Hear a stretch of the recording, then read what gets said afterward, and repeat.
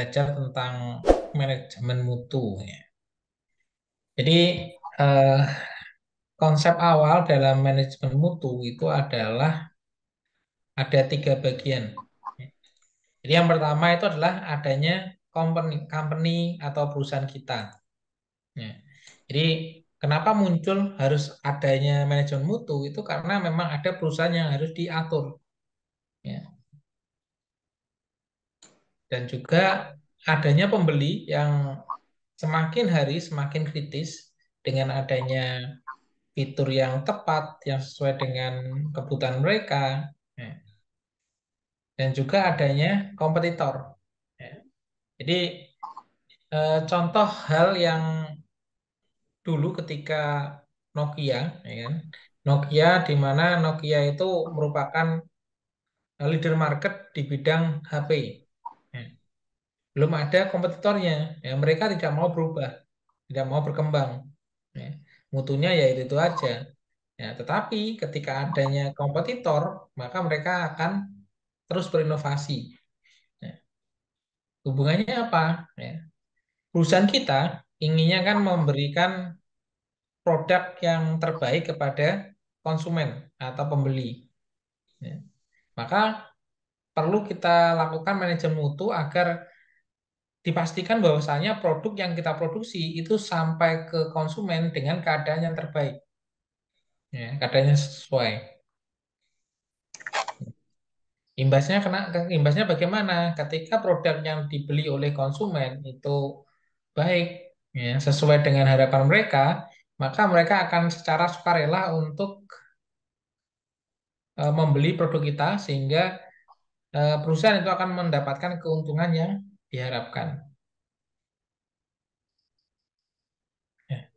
Ketika mutu yang kita berikan tidak sesuai, maka konsumen juga akan milih, ya, milih ke kompetitor lain, ya,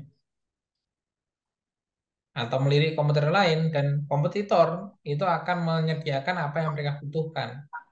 Ya. Maka kompetitor itu kita jadikan sebagai ajang belajar, ya, sebagai ajang belajar ataupun sebagai perbaikan mutu dari produk kita. Oh, dari perusahaan A, ya, itu eh, update-nya adalah menambahkan fitur ini. Ya. Sama halnya ketika kita perhatikan di Shopee, Tokopedia, Bukalapak, apa yang ada di Shopee itu juga akan ada di Tokopedia maupun Bukalapak. Ya. Karena mereka saling eh, berkompetisi. Ya. Mana yang aplikasi marketplace yang memang menjadi solusi bagi kebutuhan konsumen. Ya. Kompetitor pun juga belajar dari perusahaan kita, ya, apa yang menjadi inovasi dari produk kita. Ya, jadi sehingga ekosistem ini harus ada sebenarnya. Ya, jadi ketika kita jualan A, ya produk A, itu kita nggak punya kompetitor, ya bisa jadi itu tidak dibutuhkan oleh pembeli. Ya, jadi bisa jadi seperti itu. Maka diperlukan kompetitor untuk apa? Untuk menjadi pilihan. Ya, kenapa adanya Indomaret dan Alfamart, ya itu pun ketika kita lihat sahamnya itu pun juga saling memiliki, ya owner dari Indomaret juga punya saham di Alfamart, Alfamart pun juga punya saham di Indomaret. Nah, maka perlu adanya saingan untuk membuat ekosistem ini biar ada perbandingan, ya, seperti itu. Nah, apa sih manajemen mutu itu? Ya. Jadi manajemen mutu adalah suatu pendekatan sistematis untuk memastikan bahwa produk atau layanan yang diberikan oleh suatu perusahaan memenuhi atau bahkan melebihi standar kualitas yang ditetapkan oleh pelanggan atau pasar. Ya, poinnya adalah di situ. Jadi standar kualitas produk yang diberikan oleh perusahaan itu melebihi ekspektasi dari pelanggan. Nah, itu adalah mutu. Dalam pasar yang kompetitif, manajemen mutu menjadi semakin penting, ya, karena dapat menjadi faktor kunci dalam membedakan produk atau layanan perusahaan dari pesaingnya. Ya. Jadi kita lihat di produk yang sama, ya, produk yang sama itu akan memiliki pembeda masing-masing. Ya. Contohnya air minum, air mineral, ya. Air minum atau air mineral, ya. Ada merek A, B, C, D. Ya. Mereka memiliki pangsa pasar masing-masing. Harganya pun juga bervariasi. Ya. Mana yang dipilih oleh konsumen tergantung target marketnya. Ya. Seperti itu. Jadi stop ketika kita bicara tentang kita bersaing secara frontal, tetapi kita bersaing untuk memberikan yang terbaik kepada konsumen. Ya. Sama halnya seperti Aqua dengan positioning air murni, ya kan? Air murni tanpa tambahan. Ya, berbeda halnya seperti eh, klub. Nah, klub pun berbeda. Ya. Mereka memiliki positioning bahwasanya kebersamaan dalam eh, yang menyatukan. Ya, seperti itu. Contohnya seperti itu. Jadi meskipun barangnya sama, tapi memiliki segmentasi atau diferensiasi yang berbeda. Jadi kunci sukses dari usaha itu sebenarnya adalah produk dan layanan perusahaan sesuai dengan harapan pembeli dan lebih baik dari yang ditawarkan pesaing. Ya, kuncinya di situ. Jadi maksudnya lebih baik itu bukan apa ya, lebih baik dari pasar yang kita tuju. Ya. Karena bisa jadi pasar yang dituju itu dalam tanda kutip eh, standar dari kelebihannya itu berbeda-beda. Contohnya gini, ketika kita membuat sektor menengah ke bawah, nah itu kan kualitas yang diharapkan itu ya biasalah, tetapi harganya murah. Tetapi ketika kita bicara tentang menengah ke atas, itu kan kualitasnya dari bahan terbaik, ya kan? Harganya pun juga akan cenderung lebih mahal. Oke, Mas Dedi. Ya. Oke, nanti tak absen. Nanti diingatkan di akhir ya. Oke, kita lanjutkan. Jadi mutu itu menjadi baik itu bukan karena produk kita itu terbaik, tetapi karena adanya pembanding. Oh, merek A itu lebih baik daripada merek B. Ya, belum tentu orang lain itu menganggap bahwasanya produk A itu tidak lebih baik daripada produk B. Ya, bisa jadi orang lain itu mengira bahwasanya produk B itu yang lebih baik. Ya, seperti itu. Ya, jadi kembali lagi adalah tergantung siapa pembeli kita. Ketika produk dan layanan itu sesuai dengan harapan pembeli dan lebih baik daripada kompetitor, sehingga yang menyebabkan konsumen menjadi puas, ya. Sehingga mereka akan membeli kembali atau membeli lebih banyak dan juga mengajak pembeli baru. Nah, jadi stepnya kan gini, ketika kita melakukan penjualan, ya, penjualan kita kan pertama-tama mencari calon pembeli. Ya, mereka nih sudah beli. Nah, ketika mereka sudah beli, bagaimana caranya agar mereka membeli kembali dengan adanya diskon. Jadi adanya diskon, mereka akan membeli kembali. Terus bagaimana ketika mereka membeli kembali, mereka membeli lebih banyak dengan cara adanya bundling. Ya, adanya bundling ataupun paket. Nah, sehingga mereka akan membeli lebih banyak. Nah, terus ketika mereka sudah membeli lebih banyak, bagaimana caranya agar mereka bisa mengajak eh, temannya untuk membeli produk yang sama. Ya. Caranya adalah dengan cara adanya member get member. Nah, itu pun juga bisa dilakukan. Ataupun dengan memberikan voucher. Ya, voucher ketika beli dua, maka akan gratis satu. Nah, contohnya seperti itu.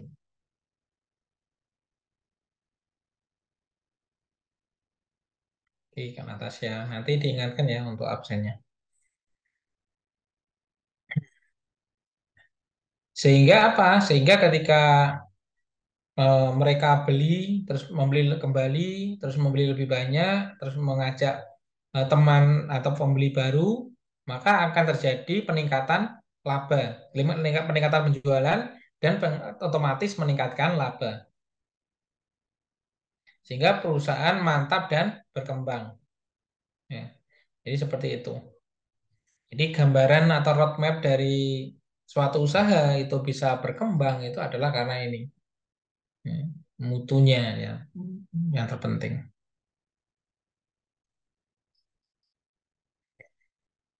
Jadi kepuasan pelanggan diperoleh manakala produk dan layanan sesuai dengan harapan pelanggan. Ya. Contohnya adalah produk kita, ya, itu adalah A. B itu adalah permintaan pelanggan, apa yang dibutuhkan dan atau harapan yang diharapkan.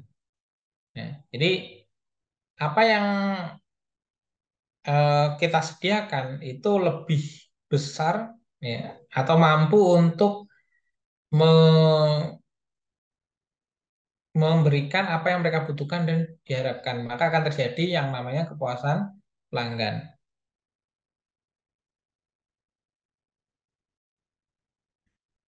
Apa yang bisa kita lakukan ketika kita melakukan manajemen mutu dalam situasi usaha yang bersaing?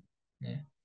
Jadi kalau gambaran besarnya itu adalah tetap konsumen oriented, ya, di mana konsumen itu menjadi pusat, ya, pusat kebijakan dari perusahaan. Ya.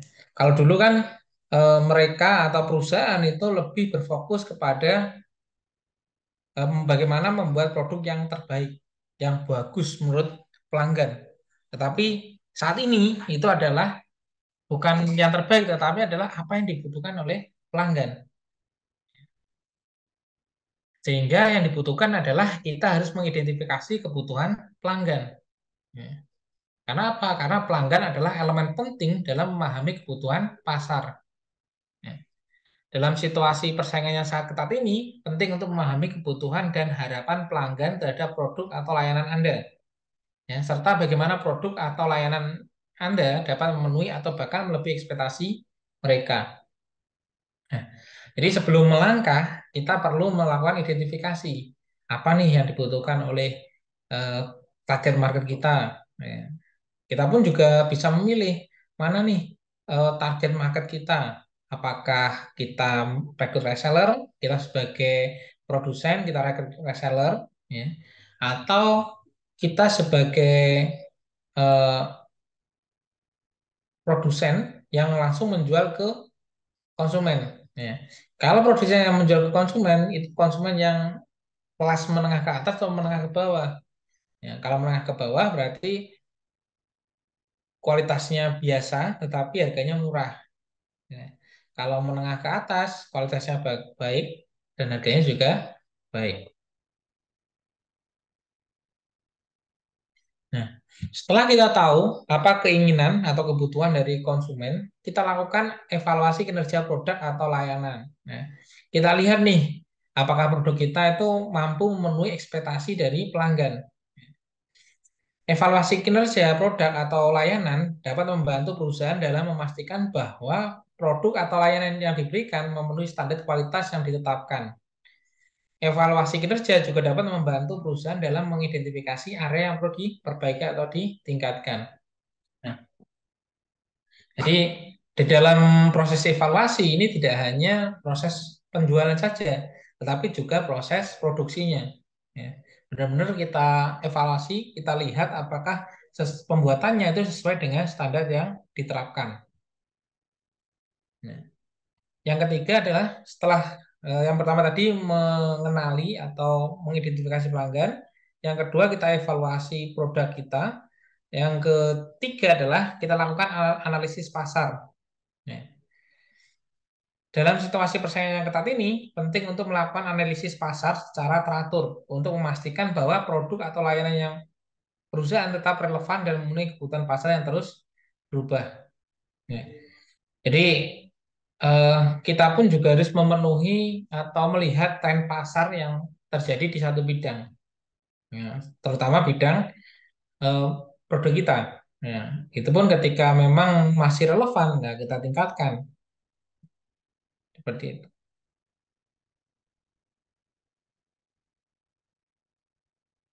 Yang keempat adalah kita lakukan pengukuran kinerja.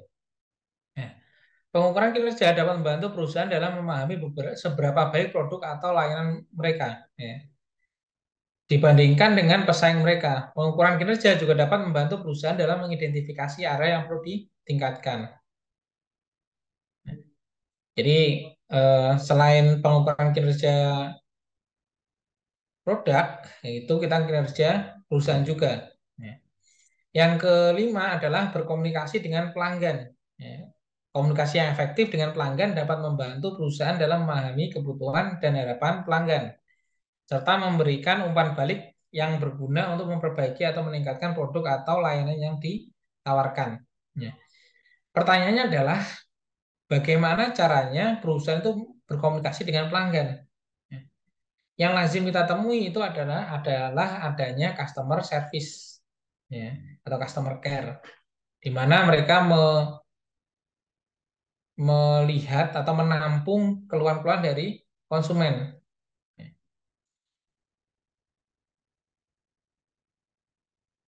Nah, yang terakhir adalah pelajari dari pesaing. Nah, ini adalah cara paling mudah, ya, ketika kita ingin terus berkembang, yaitu adalah kita mengamati dan mempelajari strategi dan taktik pesaing, ya, sehingga dapat membantu perusahaan dalam meningkatkan produk atau layanan mereka dan mempertahankan posisi mereka dalam pasar yang bersaing. Ya. Kita juga harus update kita juga harus tahu mana nih pesaing yang produk kita. Ya. Pesaing di sini maksudnya adalah bukan hanya pesaing yang menjual produk yang sama, tapi produk pelengkap kita atau produk pengganti kita itu pun juga harus dilihat, ya, arahnya kemana.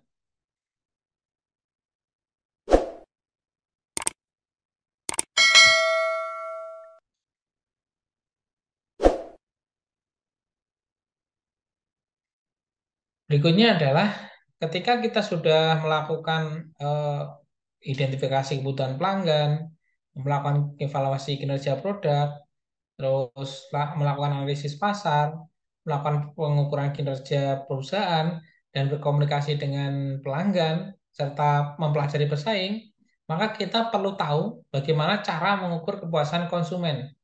Ya. Ada 4 hal yang bisa dilakukan oleh perusahaan untuk mengukur kepuasan konsumen. Ya. Yang pertama adalah adanya sistem keluhan dan saran. Ya, yang kedua adalah go shopping. Yang ketiga adalah loss customer analysis serta survei kepuasan pelanggan. Ya. Jadi mengukur kepuasan konsumen adalah sangat penting bagi suatu perusahaan. Ya. Untuk apa? Untuk memastikan bahwa produk atau layanan yang mereka tawarkan memenuhi atau bahkan melebihi ekspektasi pelanggan. Nah, yang pertama ini adalah sistem keluhan dan saran. Ya. Perusahaan, ya, dapat memiliki sistem keluhan dan saran yang efektif.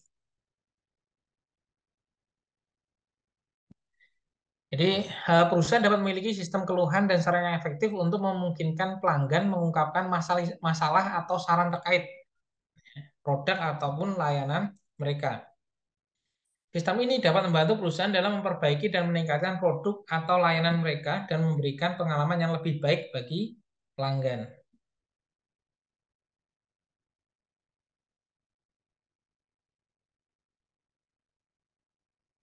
Nah, jadi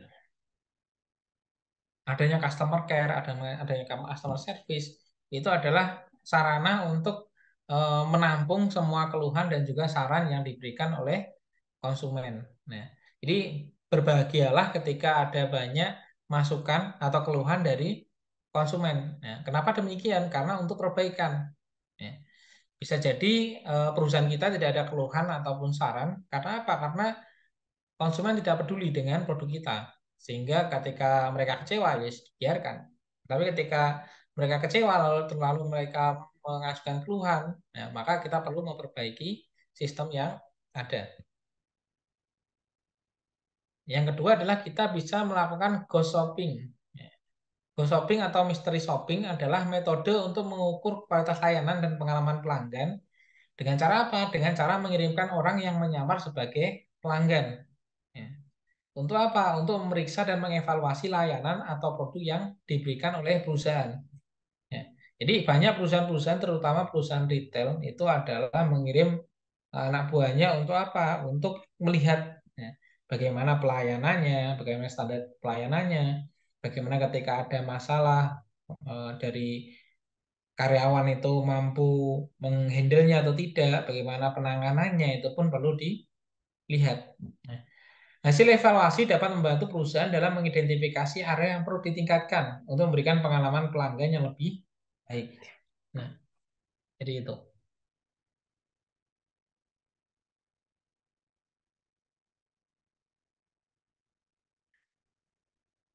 Yang ketiga adalah loss customer analysis. Ya.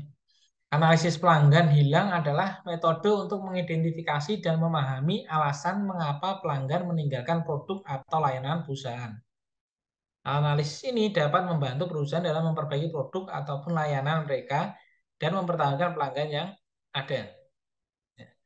Jadi ketika kita bicara tentang perusahaan besar, ya, itu kan ada data ya, dari penjualannya. Mana nih eh, produk-produk yang laris. Ya. Terus untuk melihat loss customer analysis, kita bisa membuat member card. Ya. Mana nih member-member yang tidak aktif? Ya. Mana nih member yang eh, biasanya beli banyak, kok tidak beli banyak? Ya. Itu pun bisa dianalisis dengan adanya data.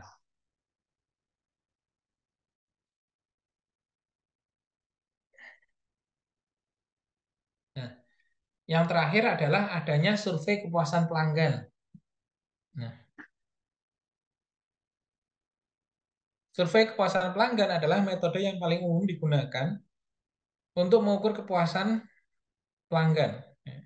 Survei ini dapat memberikan wawasan tentang apa yang disukai dan tidak disukai oleh pelanggan, ya, tentang produk atau layanan perusahaan, serta membantu perusahaan dalam memperbaiki dan meningkatkan produk atau layanan mereka untuk memenuhi kebutuhan pelanggan.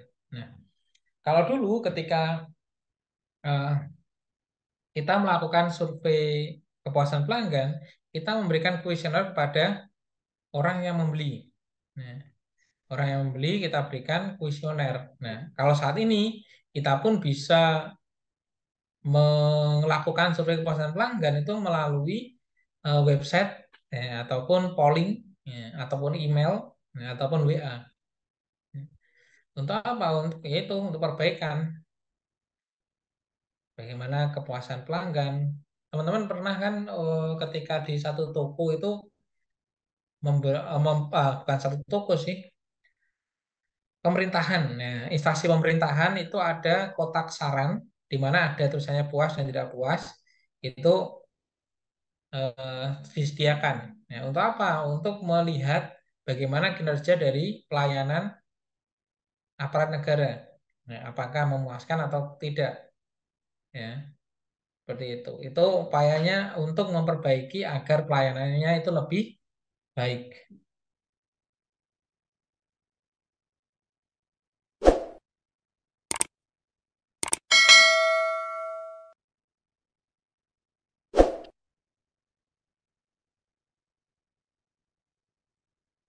Nah, perlu diingat bahwasanya customer is king. Ya, jadi konsumen itu adalah raja.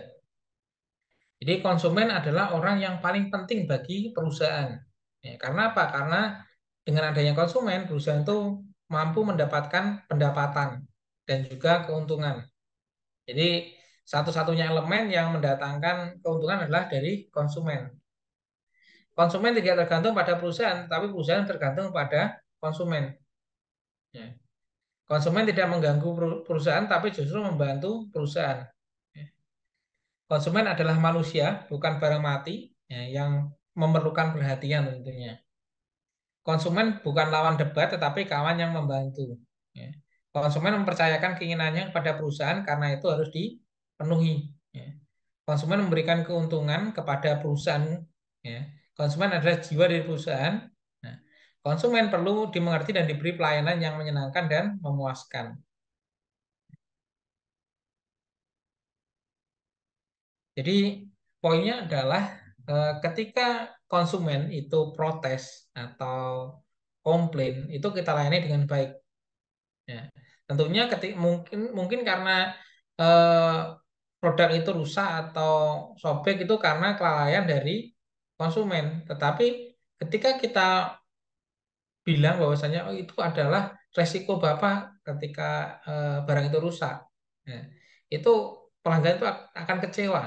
Nah, tetapi bagaimana kita memberikan pelayanan yang terbaik untuk meredam, ya, jadi tidak berdebat dengan konsumen, tetapi kita memberikan pelayanan, memberikan arahan apa yang harus dilakukan dengan sabar. Nah, jadi poinnya adalah customer itu adalah orang yang paling penting di perusahaan. Ya. Dan kita harus memberikan pelayanan yang sesuai dengan apa yang mereka butuhkan. Terus pertanyaannya adalah ketika ada yang sempat viral kemarin di awal tahun, ada yang namanya Karen Diner, Karen Diner, ya kan? Itu makan burger yang dimarah-marahin, ya kan? Itu pun juga termasuk apa ya, pelayanan yang terbaik, ya. Karena ada beberapa orang itu yang dimarahi malah ketawa.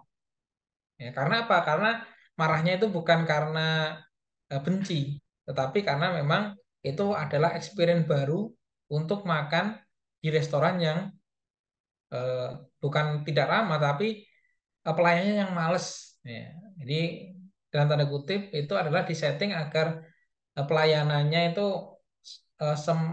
males. Ya. Karena apa? Karena itu ya paradigma baru, ya, di bidang marketing. Ya. Jadi kalau apa namanya, keluar dari zona nyaman, keluar dari kotak yang dimana di dalam restoran itu harus dilayani dengan baik. Ya, Karen Stiner melakukan inovasi dengan cara memberikan pelayanan yang ogah-ogahan.